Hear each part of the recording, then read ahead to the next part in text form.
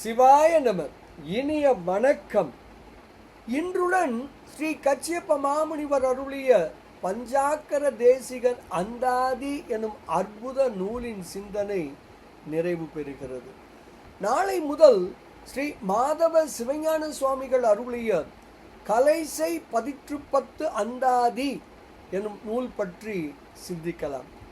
இந்த நூலின் சில தேர்ந்தெடுக்கப்பட்ட பாடல்களை நாம் ஏற்கனவே சிந்தித்திருக்கிறோம். ஆனால் இப்பொழுது வரிசையாக முதல் பாடலில் இருந்து சிந்திப்போமே. கலைசை என சுருக்கமாக அழைக்கப்படும் தொட்டிக்கலை எனும் ஊர் சென்னை திருவள்ளூர் நெடுஞ்சாலையில் உள்ள செவ்வாய்ப்பேட்டை என்ற கிராமத்திலிருந்து 4 கிலோமீட்டர் தூரத்தில் உள்ளது. செவ்வாய்ப்பேட்டை ஆவடியிலிருந்து 18 கிலோமீட்டர் தூரத்திலும் திருவள்ளூரிலிருந்து 10 கிலோமீட்டர் தூரத்திலும் உள்ளது.